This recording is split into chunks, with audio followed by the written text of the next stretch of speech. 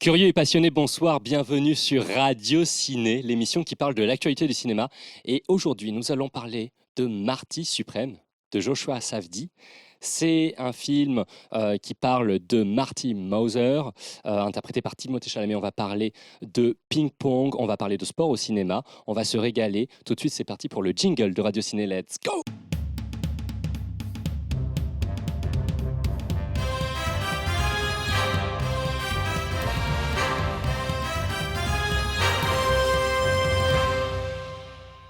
Sans plus attendre, je vais accueillir les chroniqueurs du jour qui sont présents ici. Nous avons Chloé Lucas qui revient pour la deuxième fois sur l'émission. Comment ça va ? Eh oui, salut James. Bah écoute, ça va. C'est cool de revenir. Content de te revoir. Et nous avons les chroniqueurs récurrents avec Thomas, avec Tom. Voilà, qui viennent à chaque fois. Ça fait plaisir. La dernière émission, Thomas n'était pas là, malheureusement. C'était sur un autre choix. Oui, aucun autre choix, exactement. De Park Chan-wook, on avait parlé de cinéma coréen. Et là, on revient avec un film bien américain, parce que ça parle aussi de l'Amérique, au-delà de parler du cinéma américain, avec Timothée Chalamet. Donc, on va faire la présentation. Et puis, on va avoir votre avis. Alors, moi, j'étais très curieux parce qu'on prépare toujours les émissions. À chaque fois, j'ai des petits retours en amont, des notes qui circulent ou des petits avis, et j'ai très hâte de savoir ce que vous en avez pensé et de faire un tri dans tout ça. Alors, avant toute chose, n'hésitez pas à vous abonner. On est disponible sur toutes les plateformes, que ce soit en podcast, Spotify, Deezer, etc. Bien sûr sur YouTube, beaucoup nous regardent sur YouTube, et également les réseaux sociaux, et en direct sur Twitch. Voilà, n'hésitez pas aussi à commenter, puisqu'on regarde vos commentaires et on répond toujours avec grand plaisir. Le film dont on parle aujourd'hui, c'est Marty Suprême de Joshua Safdie. Alors, on parle souvent des Safdie Brothers qui avaient réalisé avant Uncut Gems, notamment, qui avait fait parler de lui. Et là, Joshua Safdie est seul aux commandes pour réaliser ce Marty Suprême qui traîne dans les studios depuis un bon bout de temps, on a beaucoup entendu parler dans la pré-production de l'entraînement, notamment de Timothée Chalamet. L'acteur qui est en ce moment vedette à Hollywood et à travers le monde. Donc on va parler de tout ça. Nous avons aussi Gwyneth Paltrow et Odessa A'zion. J'espère que je prononce bien, excusez-moi. Et c'est produit par A24. On va aussi faire un petit aparté sur cette boîte de production qui fait également parler d'elle. C'est un film en fait, qui a une recette qui fait que effectivement, on a beaucoup de choses à dire. On va parler aussi un peu de la course aux Oscars et est-ce que c'est vraiment intéressant, de la pertinence du film, de ce qu'il raconte de l'Amérique, etc. Daniel Lopatin également, je le suis toujours, les compositeurs. J'aime bien Daniel Lopatin qui fait la composition de la musique du film. D'ailleurs, on parlera un peu aussi de la playlist du film, qui, je ne sais pas si ça vous a marqué. Mais... Un peu, ouais, ça va. Et mitigé pour certains. Sans plus attendre, déjà le résumé du film, ensuite le teaser, et après de toute façon, voilà, on va parler directement. Alors, dans l'Amérique des années 50, Marty Mauser, joueur passionné de tennis de table, est animé par une ambition démesurée, celle de devenir une légende et prouver sa valeur dans un monde où ce sport est marginal. Porté par une énergie folle et des choix qui oscillent entre détermination et folie, Marty poursuit son rêve coûte que coûte, affrontant distraction, succès et désillusion. Tout de suite, nous allons mettre à la régie le teaser du film. On vous retrouve après. C'est parti pour le teaser. I have a purpose. And if you think that's some sort of blessing, it's not. It means I have an obligation to see a very specific thing through. And with that obligation comes sacrifice. Mouse is back, baby! Yeah! I'm my pop, we believe in you. This is you? Yeah, it's a nice picture, right? I don't think you understand the stakes here. Marty, there are no second chances in life. Do you need help? I could help you.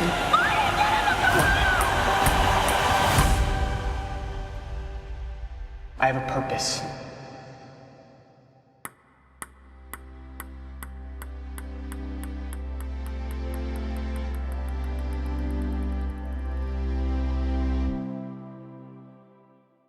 Les amis, nous sommes de retour sur le plateau. Sans plus attendre, j'aimerais savoir comment était votre séance de cinéma, cher chroniqueur. Si vous attendiez ce film ou non, est-ce que ça a été une surprise? Et qu'est-ce que vous attendiez de ce film? Est-ce que ça a été à la hauteur? Peut-être Chloé, j'aimerais bien que tu commences, tiens. Voilà. Allez, j'inaugure. Bah oui, je pense que j'attendais quand même le film avec impatience, parce qu'il y a eu une sacrée promo, sacrée campagne marketing. Et puis, j'apprécie le travail de Timothée Chalamet, donc j'étais curieuse de voir un petit peu ce qu'il allait faire ensuite. Après, je m'étais vraiment pas beaucoup renseignée. J'avais même pas vu la bande-annonce. Donc ma séance, c'était... Je savais de quoi le film parlait, évidemment, mais je voulais vraiment voir aucune image pour me garder un petit peu la surprise. Et ma séance, c'était éprouvante. J'ai beaucoup apprécié le film de manière générale, même s'il y a des choses qui m'ont un petit peu déplu quand même. Mais j'ai trouvé que c'était fatigant. C'était tellement énergivore, en fait. Le film, il te laisse pas respirer une seule seconde. T'es toujours un petit peu en alerte. C'est très bruyant. Enfin, j'avais un petit peu mal à la tête en sortant. Mais bon, ça, c'est pas très important. Et du coup, c'était une sacrée séance. Et je pense que je vais retourner le voir dans quelques jours pour à ce point, ça t'a plu, quoi, de fou. Une seconde opinion. Oui, ça m'a plu, quand même. Okay. C'est Enfin, que ça plaise ou pas, c'est quand même un sacré film, quoi. Ouais. Il y a de l'énergie, en tout cas. Je vois. Non, mais j'aime bien l'idée que tu dises, c'était éprouvant. Enfin, c'était dans le sens intense. Ouais. Mais t'as passé quand même une super séance et t'es prête à le revoir, quoi. Je suis prête à le revoir. Ouais, écoute, c'est plutôt positif, plutôt très positif comme première prise. Tu vois, ça ne m'étonne pas, vu que tu es monteuse professionnelle. C'est vrai. Il faut pas l'oublier. Voilà. Dit. Et ben, ça joue. Parce que comme il y a un montage très rythmé, oui, c'est ça qui m'a plu. Je savais que ça allait te... Mais enfin bref. J'aime bien le fait que tu fasses le lien, j'avoue, ça me fait plaisir. Mais c'est vrai, c'est important. Peut-être on va parler du montage, tiens, on va faire un aparté un moment pour parler de ça. Thomas, tiens, puisque tu as pris la parole, toi c'est un peu le même... On esquive Tom, on demande pas l'avis de Tom. Bah, il va parler, t'inquiète pas, je me fais pas de soucis sur Tom. Non. Aucun souci là-dessus.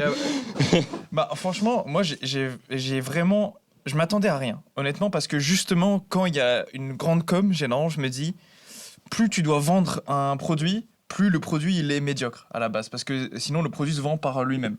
Et donc quand j'ai vu qu'il y a eu plein de trucs de com et tout, je me dis, j'y vais, je fais attention, je suis prudent, je me dis, on essaie peut-être de m'avoir avec Timothée Chalamet, on dit 9 nominations, c'est sur les bus partout en Ile-de-France, c'était en mode, ok bon, on veut que j'aille le voir, d'accord, je vais aller le voir, mais...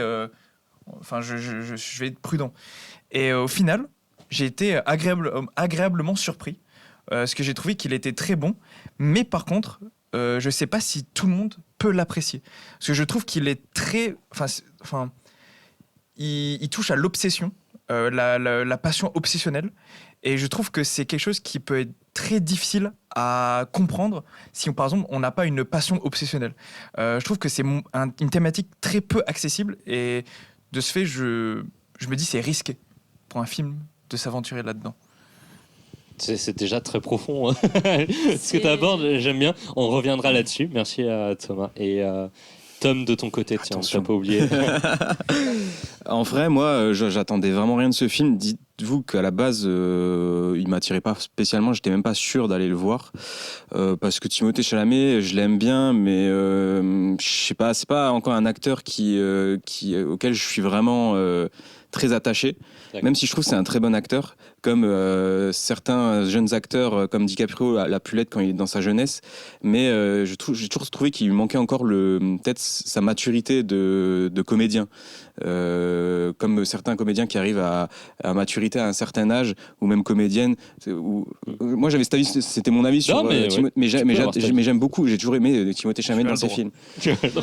Et pareil, genre je me suis dit que c'était un énième biopic, comme il y en a tant ces dernières années sur des chanteurs, même d'autres sports. Par exemple, il y a le frère du réalisateur. Oui, c'est vrai, qui a fait The Smashing Machine. Ouais. Et qui a sur un mec qui faisait du MMA sur les débuts du MMA.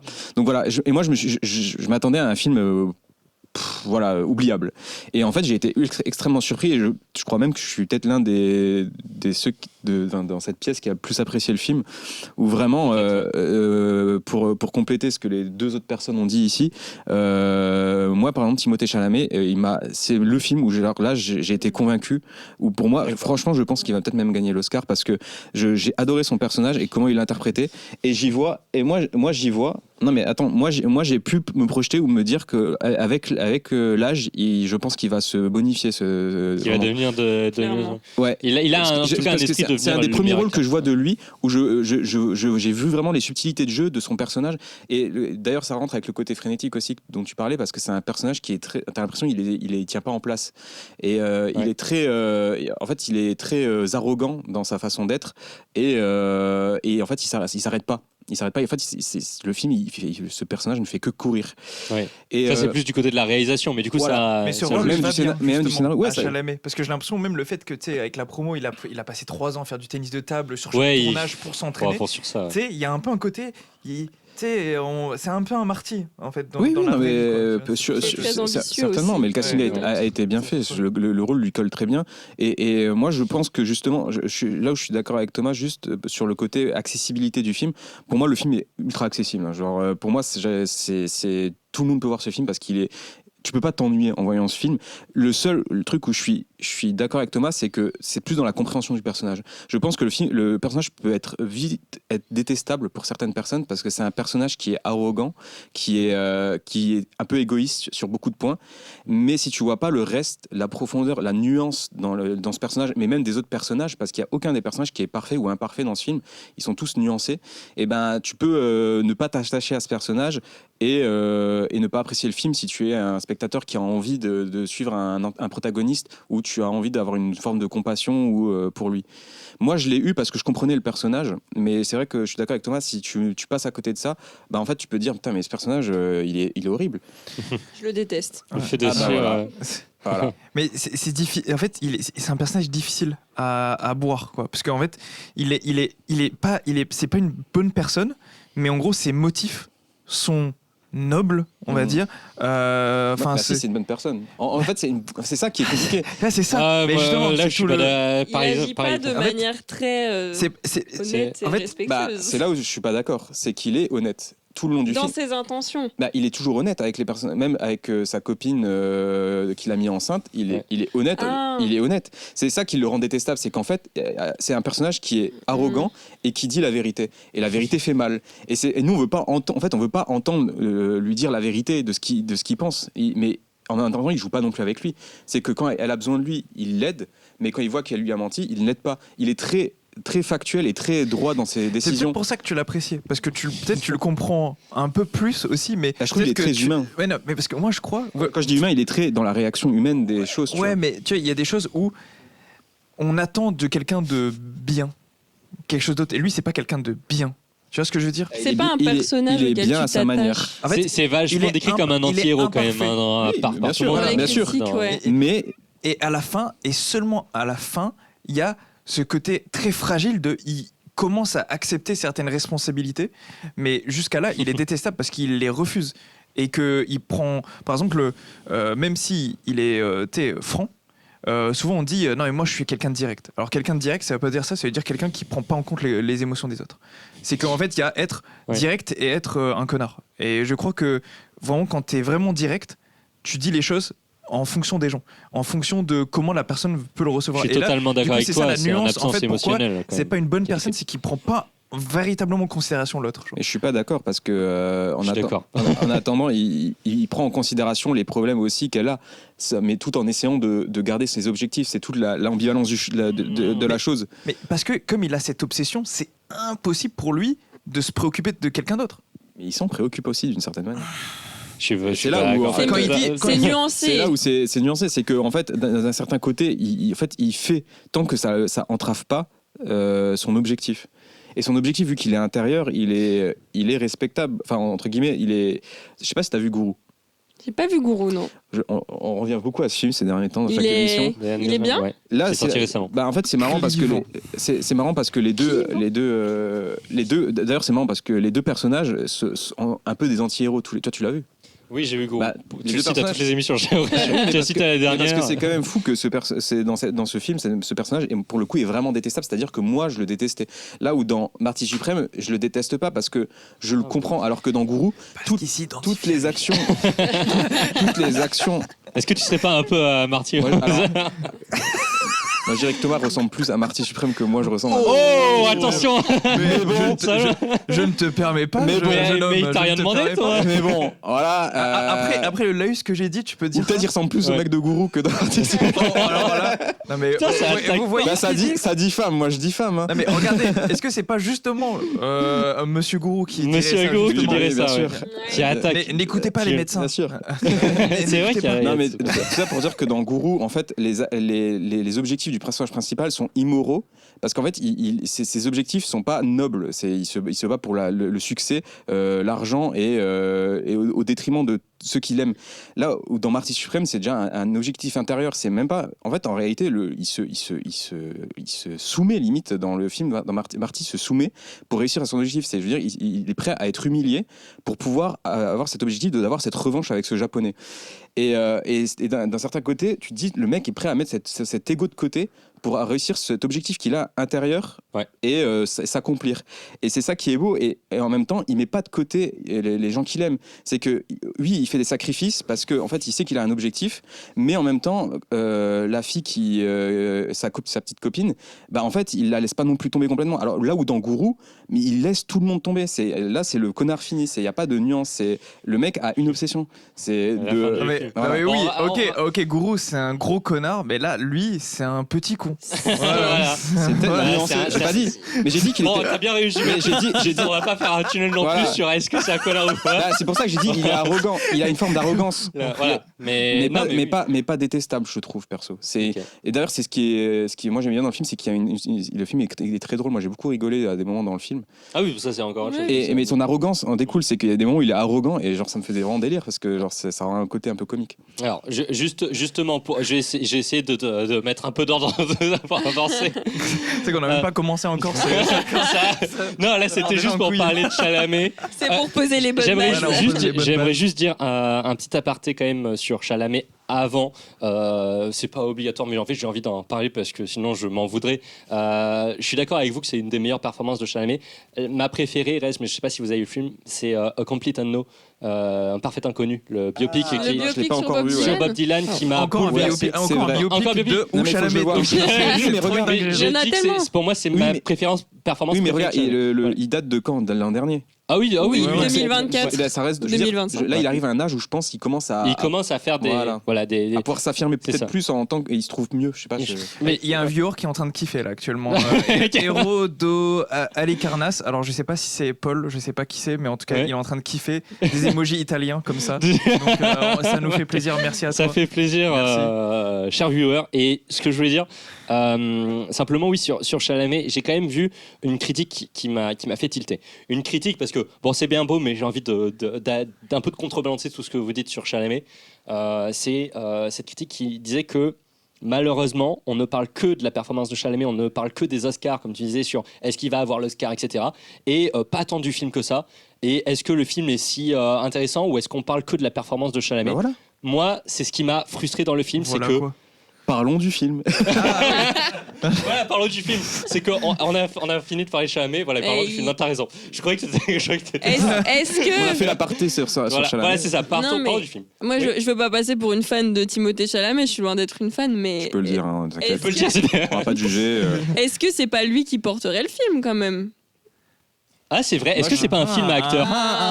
C'est peut-être un film à acteur. Non, mais je sais pas, t'aurais mis un autre acteur un peu moins famous, connu. Ouais. Est-ce que le film aurait été quand même autant marché? J'en sais rien, c'est une question légitime, je trouve. Personnellement, je suis d'accord avec Chloé, c'est que en fait c'est un mélange des deux. C'est que pour moi, c'est un personnage, le protagoniste est très bien écrit. Je trouve qu'il est bien écrit, ce protagoniste. Et que du coup, ça va de pair avec l'acteur qui est pris. Et du coup, en fait, si on aurait pris un autre acteur, peut-être ça aurait tout aussi bien fonctionné s'il aurait fait une aussi bonne performance, parce que juste le protagoniste, moi j'avais envie de le suivre. C'est un film qui est que sur ce mec. Donc pour moi ça va de pair, donc c'est logique qu'on parle. C'est un film à acteur, c'est un film pour mettre en valeur Mais évidemment, Chalamet il colle trop. au rôle en fait. C'est pour ça qu'on peut pas imaginer quelqu'un d'autre et c'est pour ça qu'il carry parce que c'est vraiment lui quoi. Enfin, j'ai l'impression que c'est vraiment Moi, lui. je suis pas allé jusque-là à me dire que personne n'aurait pas pu reprendre le rôle, mais en tout C'est cas, difficile. Moi, j'en vois pas comme ça dans ma tête. Bon, du coup, on a reparlé de Chalamet en passant à la suite. Alors, Joshua Safdie. Très intéressant. Donc, c'est un mec qui il a réalisé souvent avec son frère, enfin plusieurs films avec son frère. Notamment Uncut Gems que j'ai vu pour la première fois hier, ça faisait très très longtemps que je voulais le voir, je suis content. Et là il est solo. Est-ce que déjà vous avez vu d'autres films de ce réalisateur Absolument pas. Absolument pas. Personne. Moi j'ai vu le film de son Pareil. frère Smash Machine, mais Ouais, j'ai vu aussi Smashing Machine. Smashing Machine. Merci. Voilà. Même si vous n'avez pas vu ces autres films, absolument, oui. Ouais, avec Dwayne Johnson, on en a déjà parlé. Mais en fait, l'idée c'est, même si vous l'avez pas vu, simplement pour vous dire que dans sa réalisation, pour avoir vu Uncut Gems, on est sur quelque chose d'assez frénétique, comme tu le décrivais Chloé au début. On va pouvoir parler du montage aussi, mais de manière générale dans la réalisation ça va dans tous les sens et c'est un film très frénétique. Il fait toujours des films, j'ai l'impression, assez frénétiques où ça va à 1000 à l'heure. Les dialogues même, c'est pas les personnes se coupent la parole, vous savez, on est sur quelque chose de très vivant. Voilà, c'est très vague ce que je présente comme ça, mais en gros, j'aimerais que vous me dites si cette réalisation-là vous a convaincu, est-ce que ça allait bien avec le propos, et est-ce que ça sert le film. Tout ça. Peut-être Chloé, vu que tu parlais du montage, si tu veux... En fait, vu que tout va hyper vite et qu'il laisse pas vraiment le temps au spectateur de souffler, je trouve que ça colle très bien avec le fait que le personnage soit ambitieux, qu'il ait des rêves, ça colle tout simplement au sport, le ping-pong, la manière dont il est filmé, moi ça m'a donné envie de faire du ping-pong alors que j'en fais pas beaucoup. Ah ouais, carrément. Ouais, je sais pas, il y a quelque chose de satisfaisant, je trouve, dans cette mise en scène. J'ai remarqué aussi qu'il y avait énormément de gros plans et justement qui permettaient aux acteurs d'être le plus expressif possible et moi j'ai trouvé ça hyper convaincant, même si encore une fois à la fin j'en pouvais plus. Okay. Mais dans toute cette énergie, là je parle d'un truc que je ressentis personnellement, mais ça se trouve vous n'êtes pas d'accord. J'ai eu l'impression moi de me perdre un peu dans ce film avec l'idée de revanche, parce qu'il y a une côté de revanche où il veut se venger par rapport au japonais qui lui a volé son titre. Moi j'avais un peu l'impression à un moment de dire mais où m'emmène le réalisateur, là ça va dans tous les sens.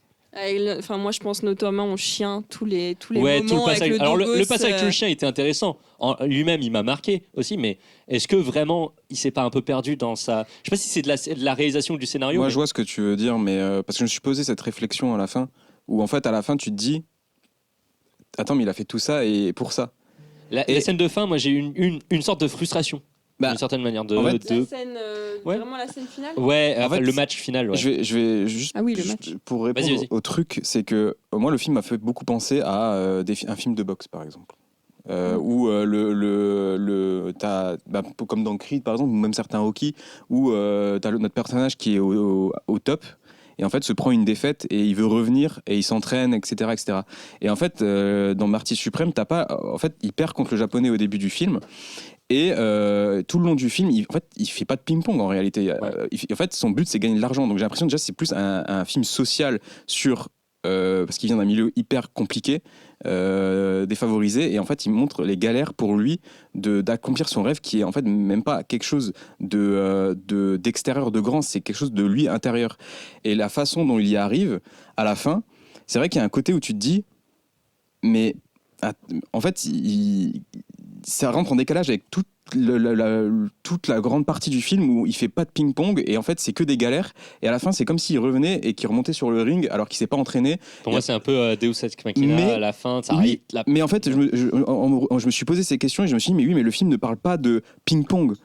Le film parle d'un accomplissement. C'est ce que tu dis là. Oui, non mais en vrai, il y a très peu de ping-pong dans le film. T'as raison. Il y en a au début. Et à la fin. Et il y en a à la fin et un peu au milieu parce qu'ils gagnent de l'argent avec. Mais en réalité, les gros matchs, c'est au début et à la fin.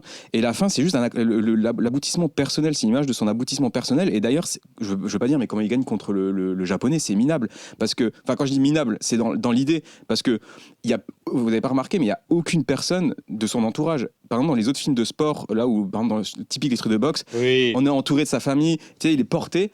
Là, il est seul. En fait, c'est un film c'est un mec qui est contre lui-même. Il est seul avec lui-même, et même quand il se bat contre le japonais à la fin, c'est même pas dans une compétition. C'est limite, il supplie le japonais en lui disant, je veux une revanche contre toi. Il le supplie de ouf. Donc en fait, la victoire, elle est à la fin, tu sais, ça fait même un peu pétard mouillé. Mais en fait, moi, j'ai trouvé ça touchant parce qu'en réalité, tu sais, il s'effondre par terre, mais tu sais, il n'y a rien de grandiose. Parce que de toute façon, le match n'est pas grandiose. C'est juste, il a gagné contre le japonais. C'est même pas une compétition officielle. Mais tu comprends que c'est son accomplissement à lui. Et à partir de là, il peut rentrer chez lui, tu vois.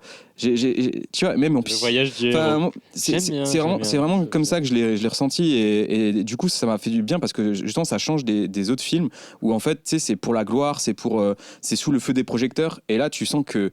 Enfin, tu sais, quand il accède à cette revanche, c'est vraiment minable. Le mec, il s'est quand même tapé le cul par un gars à un moment pour avoir le billet d'avion, tu sais, avec une règle. Oui. Enfin, je veux dire, c'est minable. Oui. Et moi, ça m'a avec touché le fait qu'ils se mettent minable pour vraiment par la passion de vouloir avoir cette revanche contre ce putain de japonais parce que le mec, il est passionné de ping-pong. En vrai, il est vraiment passionné. C'est pour ça qu'il rage aussi au début. Il est en mode, ici, on fait du vrai ping-pong. Enfin, tu sais, genre, de rageux. Mais enfin, bref, voilà. Pour moi, pour revenir sur la réalisation, déjà j'ai l'impression que c'est beaucoup passé par le montage justement, parce que de ce fait, j'ai l'impression que la réalisation a été calquée sur le mode de vie de Marty, c'est-à-dire une vie chaotique, même nihiliste. On est dans les années 50, post-guerre. Les choses n'ont plus de sens, on sort d'une période traumatique, et en plus lui, il s'ancre, il se passionne, il s'obsède pour un sport que personne reconnaît. Genre ce sport c'est de la merde. Genre vraiment tu vas, tu le vois dans le film, ils sont dans un sous-sol. C'est un truc où il y a de tous les âges, enfin c'est un sport de loisir quoi. C'est pas t'es pas un athlète en fait quand tu fais du ping-pong. Et même tout le monde se dit quoi les Japonais ils font du ping-pong aussi. Oui. Et parle de ça. Mais c'est très bien parce que tu enchaînes sur la prochaine thématique. Il se bat pour ça aussi. Et c'est pour ça je trouve que la réalisation et on me disait oui où est-ce qu'on va. Et ben justement en fait ce personnage c'est comme s'il allait nulle part et vers une direction mais nulle part en même temps parce que c'est tellement chaotique, il va aller dans tous les sens et en fait ce personnage il refuse d'avoir justement une lignée de héros classiques où en fait il a un échec et ensuite il se remet sur la pente et ensuite finalement il arrive à accéder. Regardez comment il arrive à accéder, il se prend la fessée. Il s'humilie. Donc en fait c'est qu'en gros il prend pas du tout une trajectoire classique. En fait, il prend une trajectoire très insatisfaisante parce que, en fait, c'est le chaos. Il fait plein de mauvais choix par rapport à ses faiblesses de personnage. Mais pour autant, derrière, il garde son obsession. Il garde son obsession au point où il est prêt à s'humilier. Et je crois que c'est ce côté-là où je comprends. C'est pour ça que Tom a autant apprécié le film, à mon avis. Et c'est pour ça que je l'ai vraiment apprécié. En vrai, je respecte ça. Genre, j'ai vraiment un profond respect parce que moi, je me la prends la fessée. À sa place. Je l'apprends. Parce que vraiment. Ça rejoint ce qu'il était en train de dire que t'es. Je m'attendais pas à ça. Non, mais moi, je veux le jouer ce match. C'est James qui va te la mettre. Je veux le jouer ce match. James qui va te mettre la fessée avec le micro. Là, attention. La forme de raquette. Ça va faire des vues là. Ah oui, ça va y aller. Non, mais c'est vrai que je trouve que la réalisation est ultra sensible au personnage qu'il a créé et de ce fait, tout fait sens. Et moi, il y a des moments où je me demandais où est-ce que ça va et je me dis, c'est normal que je sache pas. Parce que même le personnage, il sait pas vraiment où il va, parce que demain, on sait pas ce qu'il est. Il y avait un peu ce côté vraie vie dans le sens où on sait pas. C'est sa vie, c'est sa vie de galère, quoi. Ouais. Et je vois, il y a vraiment la thématique, je trouve, qui est ouf, c'est que ça confronte vraiment le nihilisme, vraiment le fait qu'il n'y ait pas de sens dans une vie, en fait. Il y a pas de sens. Un personnage qui a pas de sens, c'est dans l'écriture, c'est déjà bizarre. Parce que normalement, on met ces paramètres-là, mais c'est très masqué dans un nihilisme. Le mec n'a pas d'objectif. Mauvais, il veut faire, par exemple, il veut avoir de l'argent juste pour aller faire son match. Mais il s'en fout d'être dans la rue après ou avant. Il s'en fout. Et du coup, c'est le pour moi, c'est pas de sens. C'est un objectif intérieur. Oui, c'est vrai. Et du coup, c'est ça. Mais la passion obsessionnelle, mais en fait, même tout ce que la société construit, c'est-à-dire avoir de l'argent pour avoir de la stabilité, tout ce genre de choses que. En plus, qui est sous ses yeux. Qui est sous ses yeux aussi, puisque du coup, il a la moyen de construire une famille. Il a un boulot un peu stable qui va pas le sortir de la précarité, mais qui lui permet de construire un modèle, et il peut un modèle manager, classique de cette époque. Et en fait, il le prend pas. Et moi, il y a un truc que j'ai bien aimé à la fin, c'est parce qu'en fait, à la fin, il a signé un contrat avec un mec qui vend des stylos. qu'on voit tout le long du film et où il se tape aussi sa femme d'ailleurs. Mais voilà. On va en parler après. Et en gros, en fait, il fait un deal où le mec lui paye le billet d'avion, il lui paye tout, mais il joue contre le japonais, mais il est obligé de perdre. Et c'est un deal pour que le mec puisse vendre des stylos aux japonais. Enfin bref. Et en fait, à la fin, Marty, il casse le contrat qu'il a eu avec cet américain. Et en fait, le mec, pour jouer contre le japonais dans un vrai match, et en fait, l'américain vient le voir de côté. Il lui dit, si tu perds, je vais détruire ta vie et en gros, tu vas tout perdre. Et Marty lui dit, si vous le dites. En gros, il dit, il s'en fout. Et j'ai trouvé ça trop bien parce que c'est un personnage qui ne cherche pas la gloire, il cherche pas le succès, il cherche juste à atteindre son objectif personnel intérieur. Et le mec, il est même pas intéressé. Le mec, il lui dit, je vais détruire ta vie. Il est en mode, si vous le dites. Mais quand tu t'attaches à rien, comme Chloé dit, tu ne peux pas perdre. En fait, parce que ce que tu as, c'est intérieur. On peut pas te le prendre. On peut pas te prendre ce que tu es. Et c'est pour ça que c'est une belle victoire à la fin, parce qu'en fait, il a réussi sa victoire intérieure, malgré que tout le reste, en fait, c'est presque même très spirituel comme film, parce que au final, le mec n'a plus rien. Je veux dire, il a pas plus avancé socialement, il a pas d'argent, il a pas de matériel, mais il a gagné intérieurement. Et en vrai, si il a la vie. Enfin, quand je dis la vie, c'est qu'il reconnaît son enfant à la fin aussi. Oui, ça c'est la conclusion. La conclusion, alors, oui. Reste que l'obsession est un moteur de destruction quand même dans sa vie, parce que ça le permet d'avancer, mais à quel coût au coût de absolument tout le reste. Et en fait, ça montre aussi à quel point quand on est obsédé par une seule chose, c'est dur, tu mets tous tes œufs dans le même panier, et en fait, le panier, il est voué à tomber, au moins une fois. C'est ça. Après, ça montre pas vraiment c'est vrai que ça montre pas les dangers aussi de ça, mais moi je pense que c'est un point de vue. Un peu quand même. Non, mais quand je dis les dangers de ça, c'est que en fait, c'est vrai que tu dis, en fait, si imagine il aurait perdu, qu'est-ce que ce mec serait devenu? Parce que s'il aurait perdu contre le japonais, en fait, tu te dis, mais le mec, pour moi, j'ai l'impression qu'il se tire une balle, tu vois, parce que c'est tout ce qu'il avait en fait. Finalement. Et beaucoup de gens disent aussi, c'est dommage parce que, et c'est là où on disait que c'était pas un personnage très fréquentable, c'est que il y a une lueur de bon personnage, mais parce qu'il a gagné. Donc c'est sûr que je maintiens qu'avant il a quand même une putain de lueur de bon personnage. En fait, son âme, son âme est enfermée par son obsession et qu'elle est débloquée uniquement quand en fait il se libère de son propre joug de l'obsession, parce que il a gagné contre le japonais.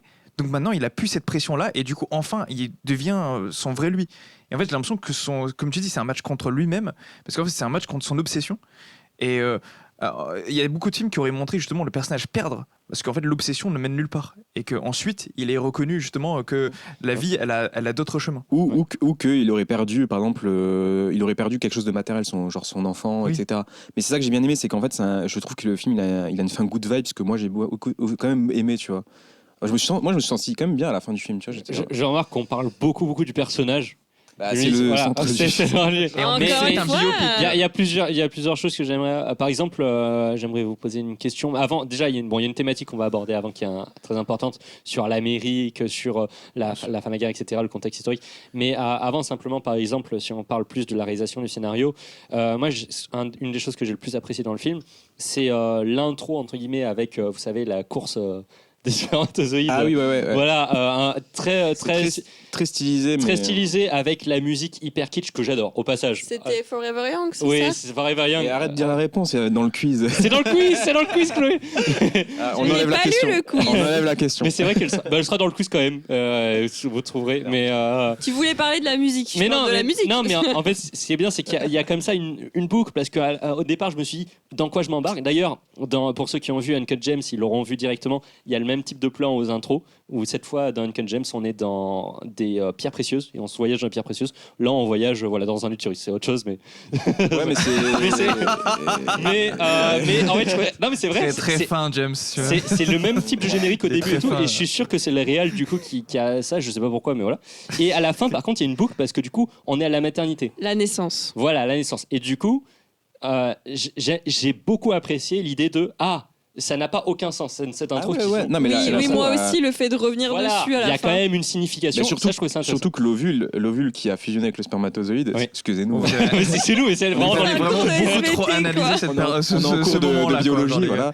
Et en fait, quand ils fusionnent, le plan se fait qu'on appelle ça, un genre de fondu où en fait l'ovule se détache et devient une balle de ping-pong. Absolument. Et c'est très parlant parce que du coup, c'est comme si la balle de ping-pong, en fait, c'est l'histoire du film. Oui, c'est hyper métaphorique, mais c'est totalement le film. Mais ça marche bien, ouais. Au début, j'ai trouvé ça un peu. Avant que je voyais le film en entier, je me suis dit, c'est un peu branlette de réalisateur, mais en fait, non, je trouve ça avait du sens. Il y a un fond. Non, mais oui, je suis d'accord. Voilà. C'était un rapide aparté, désolé. Il fallait en parler. Il fallait en parler parce que sinon on va passer à côté de quelque chose. C'est comme ça que la vie fonctionne. Et non, par contre, là, en fait, on parle beaucoup de la performance, mais au-delà de ça, c'est un film qui parle de l'Amérique. Et je trouve ça intéressant aussi à notre époque de revenir sur le New York des années 50. Là, c'est un contexte très historique, mais bon, moi, étant fan aussi d'histoire de manière générale, le fait justement de voir un contexte post-Seconde Guerre mondiale, la rivalité entre les États-Unis et le Japon. Ce qui a, en plus, je me suis farci il y a pas longtemps, vous savez, la série Pacifique. Voilà. Ah, tu l'as vu Ouais, je l'ai vu. T'as aimé ou pas? Parce que moi, je l'ai. Après Band of Brothers, j'ai adoré. Ah, okay. J'ai toujours pas vu Pacifique. Ah, ok, je conseille également cette série. Voilà, sur la Seconde Guerre mondiale.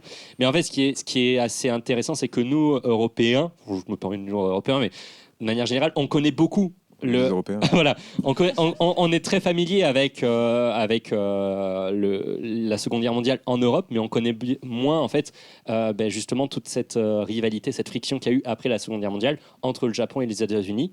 Même si on l'a étudié à l'école, j'imagine, voilà, c'est un peu moins marqué. Sauf qu'aux États-Unis, eux aussi, il y a bien une guerre qu'ils ont appris et qu'ils connaissent, c'est celle-là. Et là, c'est vrai que c'est assez parlant dans le film.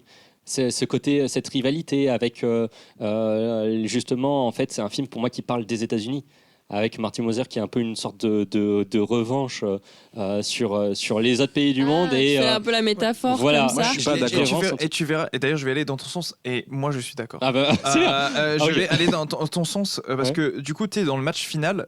Ses seuls supporters sont les soldats américains. Oui, il est soutenu par l'Amérique, c'est la revanche des soldats Absolument, américains. C'est clair. Entre guillemets, sur tu vois. Et en gros, et par contre, quel est l'Américain qui trahit, entre guillemets, si on prend le dogme de leur protection, c'est le grand commercial, c'est le capitalisme, le mondialisme, etc. Le businessman, en fait, il fait gagner le japonais au Japon, mais du coup pas du tout avec les intérêts américains. Et en fait, j'ai l'iméricain que ça critique aussi ce truc de post-guerre, le capitalisme qui lui dit d'ailleurs qui n'est pas au profit des Américains. En fait. Oui, il lui dit en plus parce que le commercial a perdu son frère pendant la guerre et il lui dit vous allez laisser gagner un Japonais alors qu'il a tué il a tué votre frère. Et en gros ça montre aussi, c'est pour ça que le personnage est nihiliste, un peu anti-société. C'est parce qu'en fait on suit un mec qui ne s'en fout de ça, et en gros ceux qui prospèrent, c'est des gens justement qui vont se vendre un peu, à ce qui eux considéraient l'ennemi, tu vois, entre guillemets, l'adversaire, que ce soit politique ou athlétique. Et pour faire un lien, j'étais pas là, mais aucun autre choix. Il y a une thématique qui est similaire avec le fait que le modèle de réussite dans le papier, du coup, c'est le film de Park Chan-wook. Le modèle de réussite du papier, c'est celui qui va chez les Japonais alors qu'ils sont en Corée. Et les Japonais et les Coréens, c'est pas, ils s'aiment pas trop. Pareil. Donc je vois un peu ce truc de un peu anticapitaliste. Ouais, je suis d'accord avec lui, il m'a convaincu. Moi aussi, il m'a convaincu. Mais voilà, c'est surtout aussi sur le côté hors système. C'est vrai que c'est peut-être pour ça aussi que je l'aime bien ce personnage, c'est qu'il a un côté hors système et même le fait que il y a un côté où les supporters qu'il a, c'est les Américains. En fait, c'est presque malgré lui, tu vois, parce qu'en fait, c'est même pas son objectif principal. Mais je suis d'accord, ça reflète peut-être une vision américaine de cette époque-là, à ce moment-là, tu vois. Absolument. Et pour finir, c'est juste que moi, je trouve que le côté historique aussi sur le film, que j'ai bien aimé, c'est qu'en réalité, c'est pas frontal. En fait, tu vois que le contexte est là, et en fait, le personnage baigne dans ce contexte, mais c'est pas en mode frontalement, historiquement. On a les contextes, et ça fait partie du décor. Et c'est excellent parce que du coup, t'as pas besoin de le mettre frontalement, tu le comprends juste parce qu'il existe Oui.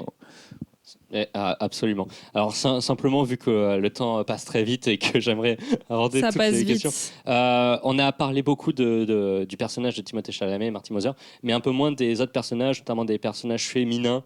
Et en fait, c'est vrai que par exemple, il y a une actrice de renom qui revient, par exemple, on n'en a même pas parlé, c'est Gwyneth Paltrow. Oui. Voilà, très très connue et qui revient dans ce film. Moi, j'ai été un peu frustré personnellement par sa présence, où je m'attendais à ce qu'elle ait plus d'importance, dans le sens où on m'avait quand même vendu le film en disant il va y avoir un duo, il va séduire, parce qu'elle joue une actrice célèbre mais vieillissante dans le film. Et je m'attendais à ce qu'elle ait de l'importance, et j'étais un peu frustré. Je ne sais pas si vous avez un mot à dire. J'ai trouvé, après c'est chacun son avis, mais que oui, les personnages féminins étaient totalement éclipsés par le personnage de Marty. Et moi aussi, ça m'a un petit peu déçue. Qu'en fait elle gravite que autour de lui. Enfin, je pense notamment du coup à sa petite amie et l'autre personnage féminin qui s'appelle Rachel. Ouais. En fait, elle le suit bêtement dans ses délires. Enfin, j'ai pas vraiment trouvé qu'elle avait une sorte de consistance. Après, forcément, elle a peut-être aussi une vie personnelle compliquée. On est quand même dans la misère, comme tu l'avais dit, Tom. Et surtout, le personnage de Gwyneth Paltrow, du coup, qui joue cette actrice vieillissante. Pour le coup, là, c'est l'inverse. C'est le luxe, c'est le renom, etc. C'est vrai qu'elles s'opposent, les deux actrices. Enfin, les deux personnages, je veux dire. Ah bah oui, ouais. Elles s'opposent totalement. Il arrive à la séduire. Ça va pas plus loin, quoi. Enfin, ils couchent ensemble et... c'est ciao bye bye. J'ai pas l'impression aussi qu'il se sert totalement d'elle. Après, c'est un personnage qui est quand même plus confiant, plus assuré, plus mûr aussi. Donc ça, c'est intéressant à ce niveau-là. Elle s'oppose entièrement. Mais je suis restée un petit peu sur ma faim au niveau des deux femmes. Ouais. Bon. Vous avez le même avis ou pas sur ça? Moi, j'ai pas le même avis. Enfin, c'est intéressant. Je suis curieuse comprends. En fait, je comprends son avis, mais le film s'appelle Marty Suprême. Bien sûr. Et du coup, c'est logique que le film s'attarde sur le personnage de Marty et les actions qu'il a et les conséquences qu'il a du coup sur les autres personnages qui gravitent autour de lui. Parce qu'il y a aussi un autre personnage féminin qui est présent peut-être moins et que moi j'ai quand même bien aimé, c'est sa mère. Sa mère, c'est vrai. Ah oui, je l'avais oublié, mais c'est vrai qu'il y a le personnage de la mère. Et moi, justement, au contraire, j'ai trouvé que les personnages féminins étaient intéressants, mais pas que les personnages féminins, mais même les autres personnages. Par exemple, le mari de, je sais plus comment elle s'appelle, l'actrice qui est très forte d'ailleurs, je l'ai beaucoup aimé, qui joue sa petite copine, mais Rachel. Odessa. Ah oui. Rachel, c'est le perso. Du coup, je vais l'appeler Rachel.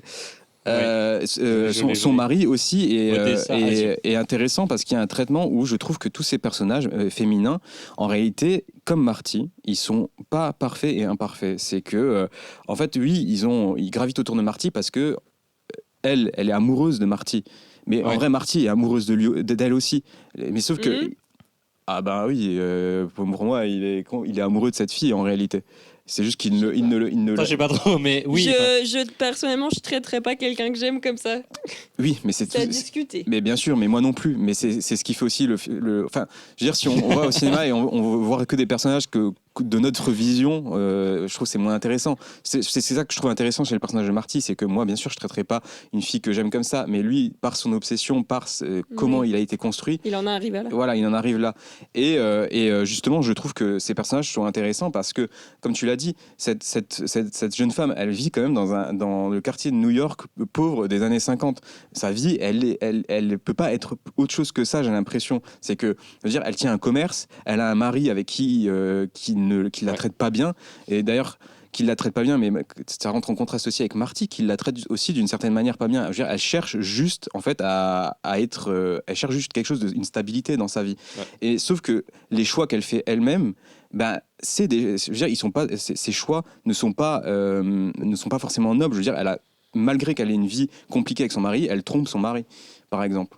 Et du coup, je veux dire, tous les choix qu'elle fait a aussi des conséquences dans sa vie. Et je trouve que c'est là où ça rend la consistance du personnage et même de l'autre personnage. Comment elle s'appelle encore l'actrice? Gwyneth, voilà. Ouais. Et elle, c'est pareil, c'est que en gros, par les conséquences de sa vie, pourtant elle vient d'un milieu aisé. En fait, elle va se tourner vers Marty par ennui, parce que son mari la traite aussi d'une certaine manière. Tu vois, en fait, elles sont pas heureuses. Voilà, elles sont pas heureuses. Et en fait, c'est tout l'ironie du sort, c'est que je trouve ça rend les personnages intéressants parce que leurs conditions leur fait faire des choix qui sont pas forcément les bons, mais ça reste aussi leur choix et du coup, ça a des conséquences dans leur vie. Voilà. Et je comprends sur le côté où ils sont pas mis en avant, ou genre comme Marty, mais je veux dire, vu que c'est pas les personnages principaux, il y a d'autres personnages masculins qui restent secondaires aussi, mais du coup je veux dire, oui, c'est des personnages secondaires, quoi. Moi, j'ai l'impression que les personnages féminins, ils sont très liés entre eux, dans l'idée où c'est pour ça peut-être qu'on a l'impression que on va dire leur histoire est moins développée, mais parce qu'en fait, j'ai l'impression que c'est un pack, et même les relations en général, par exemple le mari de Rachel ou le mari de Gwen, même s'il est un peu plus développé, comme c'est le grand patron qui donne l'opportunité. En fait, j'ai l'impression qu'on montre aussi pourquoi Marty il veut pas de ça. Pourquoi Marty finalement, alors que c'est un con, pourquoi en fait finalement Marty, tu dis ouais, tu préfères sa vie ou leur vie, tu vois. Et eux, ils sont dans le modèle de société. Que ce soit chez les gens aisés ou chez les gens pauvres, on voit que c'est toujours le même schéma. Genre, t'as l'homme qui a comme possession de la relation, c'est lui qui prend les décisions, c'est lui qui s'énerve, et finalement, tu as l'impression qu'il n'y a pas vraiment de liberté. Et en gros, quand il voit Marty, il voit quelqu'un qui est libre.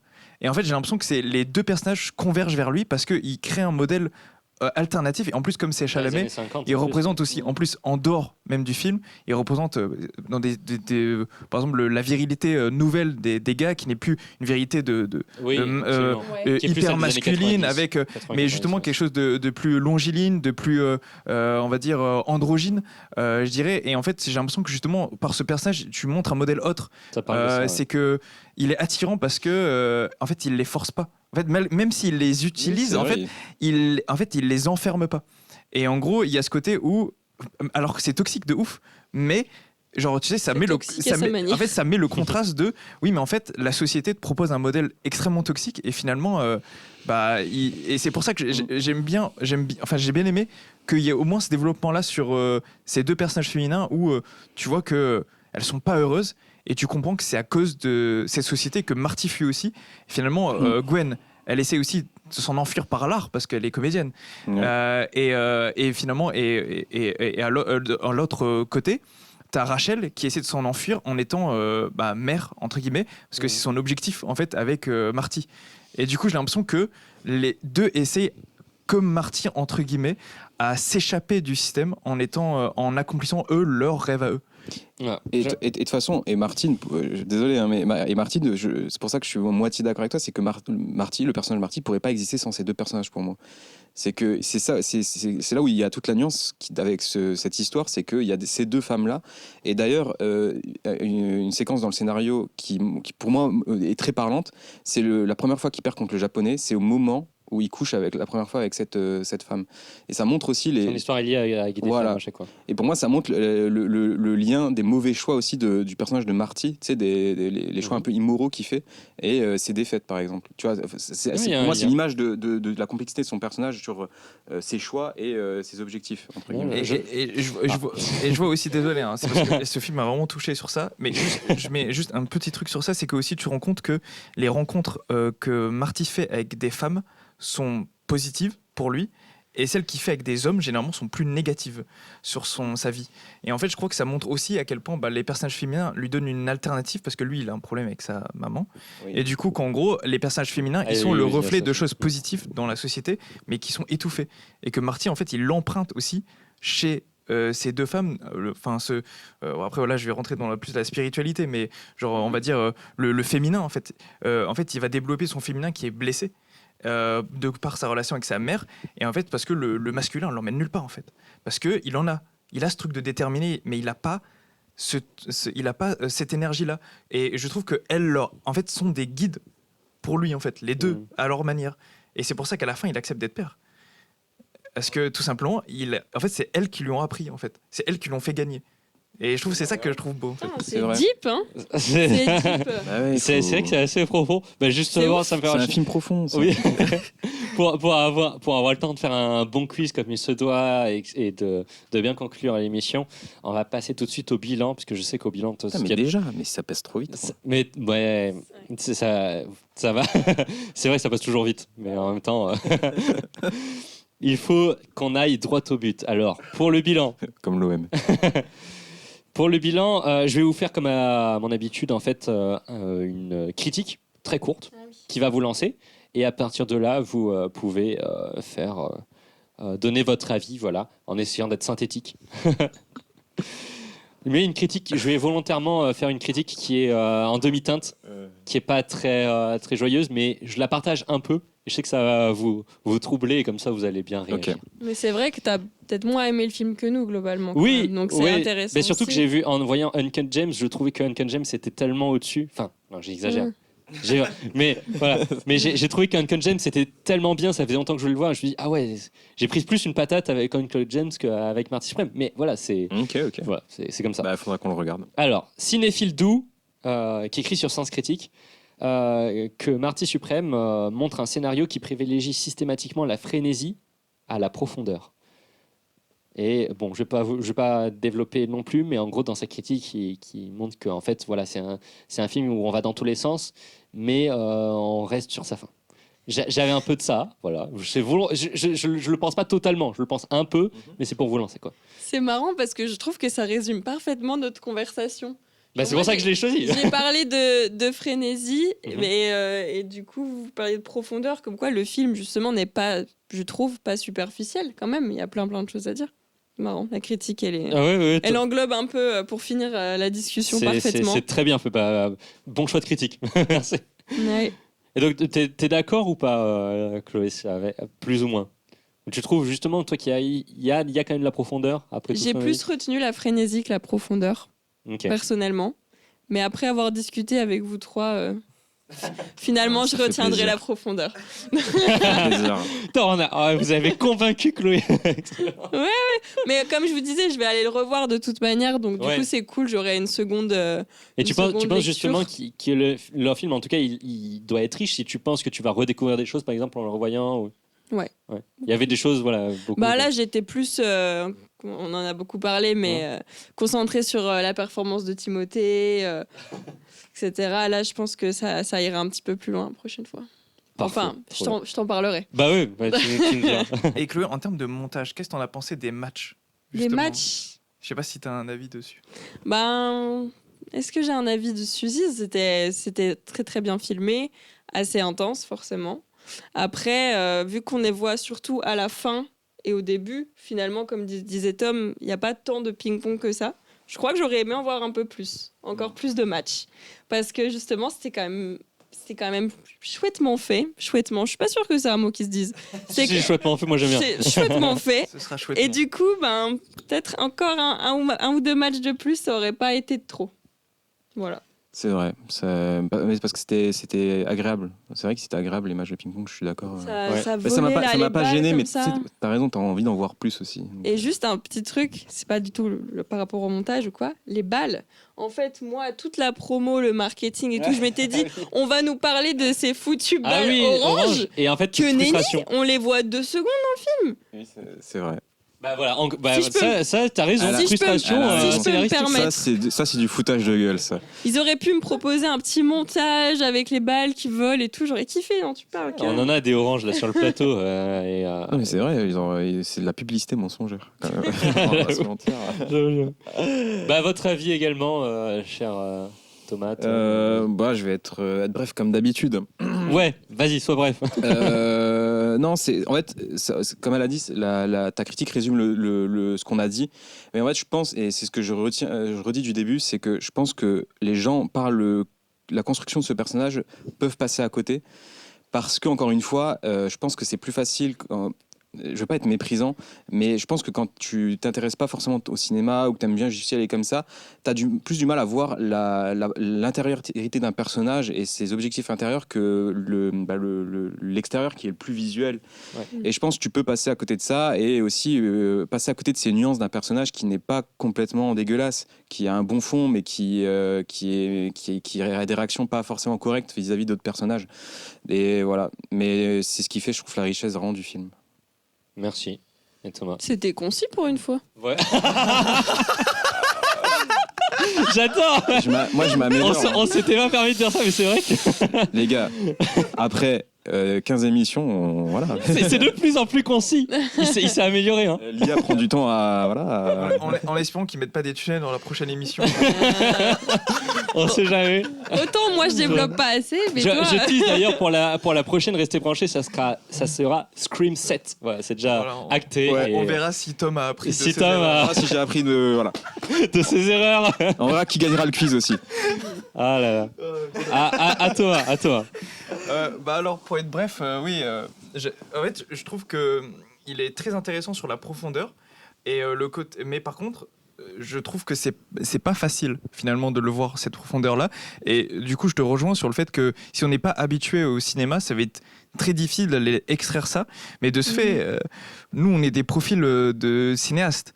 Dire qu'en gros, c'est très facile de dire oui, mais il faut qu'ils fassent un effort.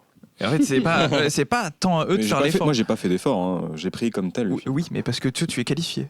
La prétention. Je suis pas sûr qu'un spectateur plus lambda aurait eu la même vision du perso. Mais disons que j'ai pas eu besoin de me branler intellectuellement pour trouver ça, c'est ça que je voulais dire. Bon, moi j'ai quand même sorti, je me suis branlé un tout petit peu quand même. Je veux dire dans le sens où un spectateur lambda. Tu peux pas attendre. Enfin, je veux dire, quand tu vas voir un film, il y a beaucoup de gens qui viennent juste voir le film et avoir, on va dire, la première couche de lecture. Et je trouve que la première couche, c'est que la frénésie. Et que du coup, ça rend pas accessible à la seconde couche parce que plein de films ont des sous-textes. Il y a encore un truc intéressant. Et je trouve que et c'est comme ça, je disais, il manque un truc. Moi, il manque un truc. Et pour moi, il manque on invite le spectateur à aller comprendre ça, parce que ça reste vraiment. C'est accessible, le film est accessible en soi, mais la profondeur du personnage, je trouve qu'elle manque d'une petite pointe d'accessibilité. Je sais pas si c'est une scène, je saurais pas dire, je suis pas assez expert, mais concrètement, il dit qu'il faut être intelligent et soyez plus intelligent. C'est ce qu'il est en train de dire. Arrêtez d'être il a dit que le film, justement, c'est trop caché. C'est parce que quand tu le vends comme un film grand public. Il faut que tu t'adresses au grand public. Sinon, tu fais pas une com de grand public. Je trouve qu'ils auraient pu le vendre d'une autre manière, qui aurait été plus honnête par rapport aux résultats. En fait, j'aurais fait en sorte, parce que je me rends pas compte, parce que je suis pas dans sa tête, et on peut tous faire ses erreurs en tant que cinéaste, de pas se rendre compte de comment ça sera reçu. Et pour moi, c'est juste que ça reste un poil inaccessible au niveau de la profondeur de personnage. Le film reste accessible dans son histoire, mais pour comprendre cette profondeur-là qu'on a décrit, moi j'ai pris déjà, je l'ai pas eu directement à la sortie, j'ai réfléchi au film parce que je savais qu'il y avait l'émission. Digérer. Et en le digérant, j'ai pris ces infos. Quand j'en suis sorti du film, je n'avais pas tout ça en tête. Donc déjà, moi c'était là. C'est différent. Oui, monsieur, mais vous êtes très fort, monsieur. Très fort, monsieur. C'est toi qui le dis. Il faut des avis différents. Donc moi je dis qu'il y a pas besoin de plus pour comprendre, parce que moi je l'ai ressenti. Lui il dit qu'il faut être intelligent. Et donc si les gens n'ont pas compris, c'est quoi la conclusion ? C'est que si les gens n'ont pas compris, c'est que ce que je viens de dire, c'est qu'en gros les gens sont plus attachés à l'extériorité qu'à l'intériorité. Mais je pense que ce degré de lecture, il peut être compréhensible. Et je pense aussi que c'est une question de vécu. C'est que nous, on s'identifie plus facilement à ce personnage parce qu'on a un peu la même vision et on ressent les mêmes choses. C'est comme Babylone. Genre quelqu'un qui n'est pas dans le cinéma et qui n'est pas passionné de cinéma, il va pas autant apprécier le film que moi ou Gabriel. Mais ce qui est compréhensible, et que du coup je trouve que ça aurait été bien que quelqu'un qui n'a pas une grosse passion obsessionnelle, de lui montrer juste une petite goutte de qu'est-ce que c'est. Moi je pense pas. Moi j'aurais kiffé que tu lui tendre la main. Moi je pense que c'est ce qui fait la force du film, c'est le fait c'est grâce à ça qu'il se démarque. Sinon ça aurait fait un film trop lambda, je trouve. Je sais pas. Bon, vous avez tous le dernier mot, c'est très bien. Avec des si on refait le monde, comme on dit. Mais comme a dit Chloé, ils sont cons, donc. Bon, les amis, on va passer tout de suite au quiz. N'oubliez pas, pour ceux qui nous écoute ou nous regarde qu'à la fin de l'émission, il y aura les recommandations ciné des films sortis récemment. Voilà, je vous laisse y réfléchir dès maintenant. Mais sans plus tarder, c'est le tour du quiz de Radio Ciné. Alors, let's go pour le Jingle Quiz.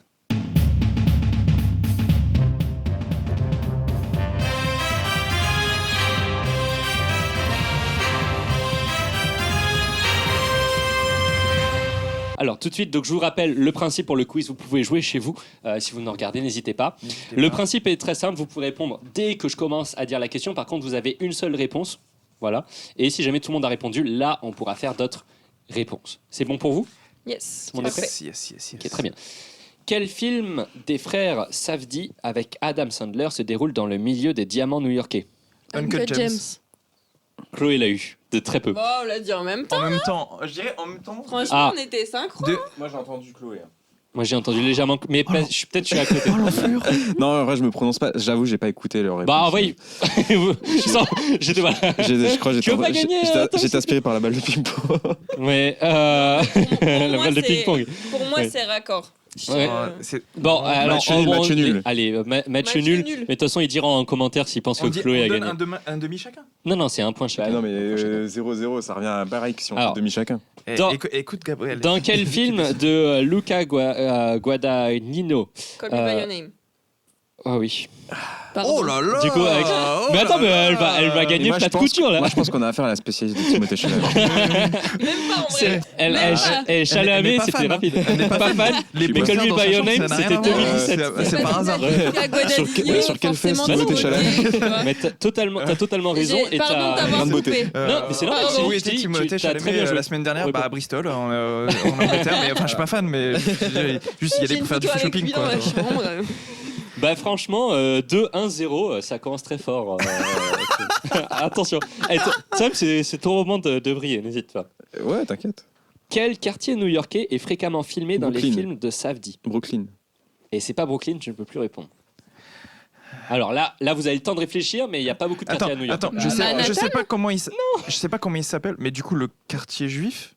Oui, mais comment il enfin, s'appelle ? Oui et non, mais Oui et non, c'est oui et plus non. petit, mais en fait, Mais oui, il faut le nom du quartier. Harlem.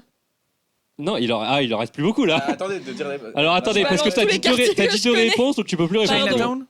Je me calme. J'ai tenté, c'est le seul que je pas connais. mal, C'est celle que je connais. Non, c'est connu. C'est connu. Brooklyn, Queen. Ah pardon. Queen. Non, tu l'as dit, C'est le Queen, ça. Il l'a dit. Oui. Bah, j'ai dit Queen. Non, je l'ai dit. Bah, c'est ma faute. Pardon. bien. Mais de toute façon, vous aviez répondu plein de trucs, donc c'est bon. Voilà, c'était le Queens, effectivement. Queens. Je connaissais le Queens. pas, ouais, honnêtement. Ouais. Moi non plus. Ah, mais moi je l'ai découvert, Je connais voilà, pas. je ne savais pas que c'était le Queens, mais après. Je savais pas que c'était le Queens non plus. Voilà. Il filme beaucoup dans le Queens, voilà, comme ça on apprend des trucs. Alors, dans quel film culte des années 90, Gwyneth Paltrow joue-t-elle un rôle secondaire lié à un tueur en Seven. série ? Eh oui, c'est Seven. Elle C'est est dans Seven de Seven Fincher C'est la femme de Brad Pitt. Ouais. Mais non. dans Seven. Ah oui. Pourtant, Choc j'adore mental. Seven. hein. Effectivement. J'adore Seven, mais j'ai pas du tout fait le lien. Bah, elle Elle joue était dedans. beaucoup plus jeune, mais ouais. Tu vois, ça c'est des questions. Tu vois, c'est. 2-1. Ah, là, c'est. Ouais, on fait Chalamet. Oui, Paltrow. dès qu'il a un point, c'est une bonne question. On va tout de suite, on va tout Ça, de suite. c'est une bonne l'écouter, question, James. Faut pas l'écouter, ce monsieur. 2-1-1. Mais elle mène toujours, Chloé, ça. Alors, quel film indépendant de Benny et Joshua Safdie, donc les réalisateurs. Good Times. Ah oui. Ah, il est déçu. Ouais. Comment il est déçu? Parce qu'il gagne à chaque fois. Bravo. C'était Good Bravo. Times, effectivement. Genre, ouais, il était De dégoûté en mode. Oh, et merde. Je vais pas pouvoir faire gagner Chloé, c'est chiant. Attends, j'ai pas dit mon mais toi, dernier t'es mot. un bon concurrent aussi. Il faudrait que tu gagnes. Et moi, j'ai jamais gagné. Mais Pour que justement, je gagne, il faudrait vraiment que Chloé, la elle a personne en gagné face soit la vraiment converse. naze, quoi. Peut-être le prochain radio.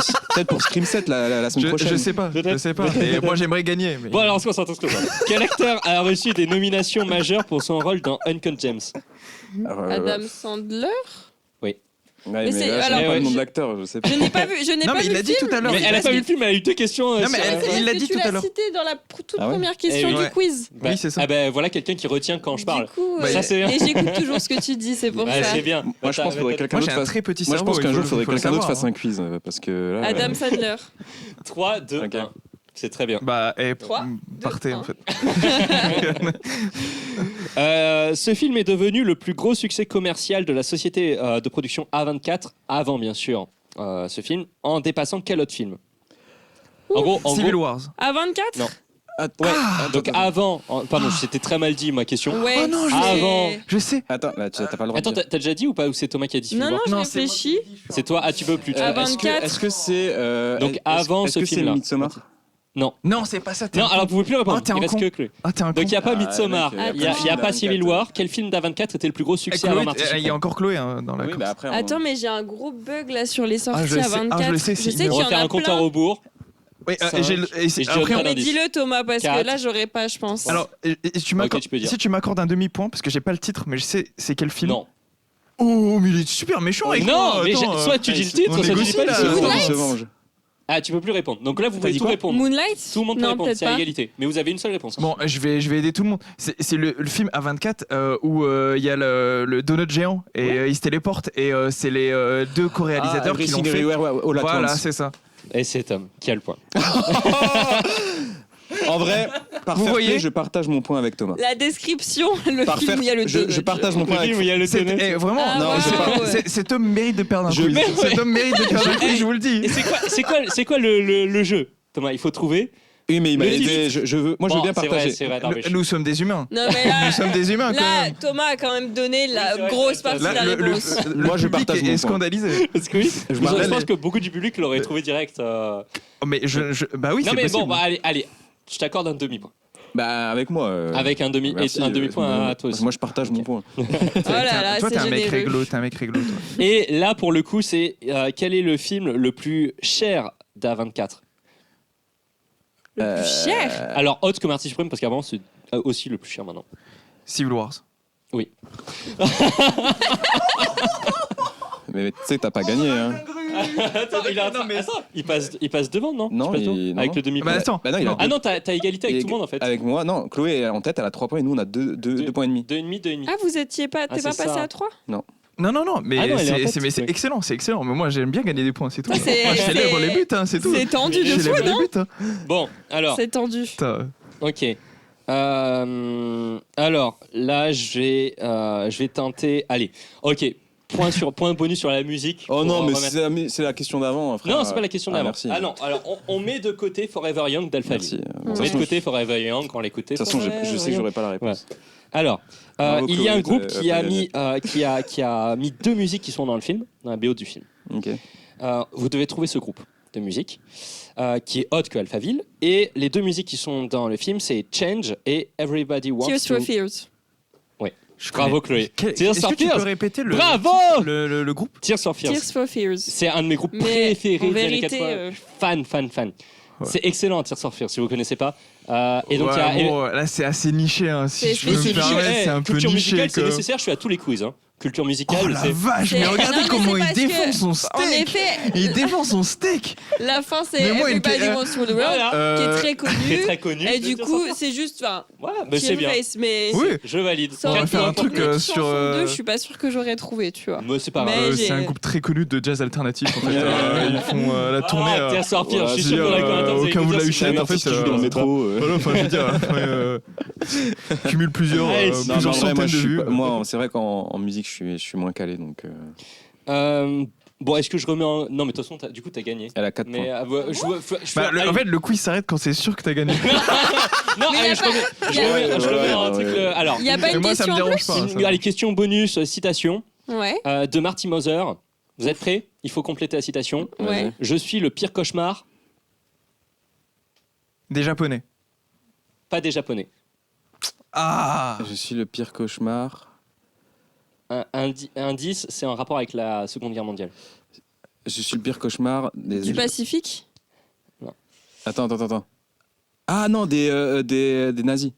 Ah, D'Hitler, il dit. Je suis Ah, Hitler, ça c'est remet- Hitler. Non mais oui, Ouais. mais c'est ça, parce que en fait, c'est ta façon d'avoir formulé qui m'a mis en doute. Je suis le pire cauchemar de, t'as dit je suis le pire cauchemar des. Non, j'ai rien dit. Je suis le pire cauchemar, j'ai rien dit. Ah, bah, C'est vous qui avez imaginé. Mais Bah, oui, je c'est suis vrai le qu'il y a cauchemar un d'Hitler. moment. Waouh. Mais bon, allez, un demi-point. J'adore quand il- Un j'adore point, quand il- frère, un sérieux. Un point, il a un point. T'as dit Tom. des nazis, après. Mais parce qu'en fait, j'avais Oui. Hitler en tête et en Ah fait, vu oui. que t'as dit, j'ai cru que t'avais dit D, j'étais en tête, mais c'est vrai, c'était Hitler Non, qui il a l'a un dit. Ok, point, bon, il a un alors point. t'as un point. T'as un point. Merci. De Allez, toute Et du façon, coup, 3,5. Bah, t'es, oui, t'as quasiment. de toute façon, Chloé a gagné. Ouais. Bah, bravo, Mais Chloé. Comme si on était à égalité. hein. Applaudis avec Non, Chloé. non, Chloé, tu as gagné, on va pas. Bravo. Ici, on Et joue quand vraiment. même, Chloé est très forte parce que Bah oui, 2 émissions, 2 fois ouais, que tu ouais. gagnes. Faut Chapeau. bien un peu d'énergie féminine. C'est la seule dans ce troupeau. c'est la seule concurrente que j'ai sur ce plateau. Quoi. Ah, Ah non, attends. Thomas était plutôt Non, bon, mais- il a eu Non, Non, mais Thomas- attends, Thomas- moi je trouve qu'on sous-cote beaucoup. Thomas en est très bien sorti. Bon, Non mais un jour Thomas gagnera. merci, tu vois, je suis validé par la gagnante. Ouais. Peut-être qu'un jour Thomas gagnera. Ouais, mais il faudrait Peut-être, vraiment que l'adversaire soit nul. Quoi. Vraiment. Allez, on enchaîne. On enchaîne. Bon, c'est pas grave.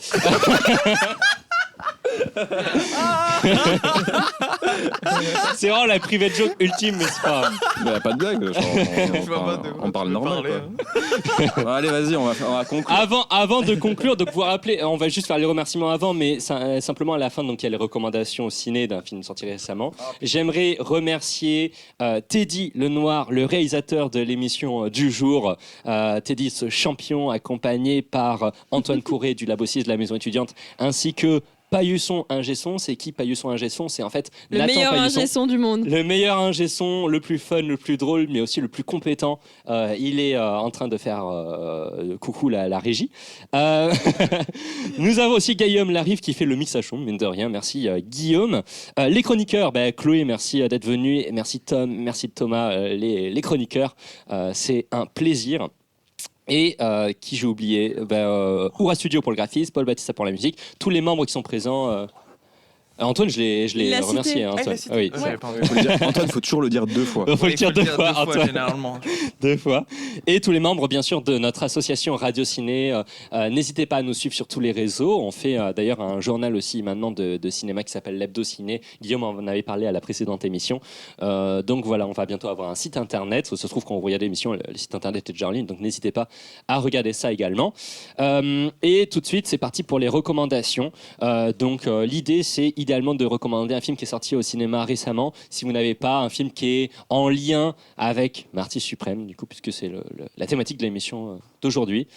Alors, qui a envie de commencer? Commence. Tiens, pour changer, Tom, il termine toujours, donc commence. Putain, mais parce que j'ai pas de film. Bon, ok, j'ai pas de film parce que voilà, bref. Non, mais ce mec n'est pas cinéphile. Il est quoi. pas Genre, le cinéphile, mec, Non, mais j'ai pas de film de Ouais, sortie. J'ai pas de film à conseiller de il sort des sortie années 80, cinéma. mon pote. hein. Mais vu que c'est un film Ouais, à plus 24, ciné. je vais conseiller un film à 24. Ah, vas-y, un film à 24. Thomas a parlé de Civil War. Oui. Bah, je conseille Civil War Très bien. parce Ok. que c'est un film D'Alex d'Alex Garland, voilà.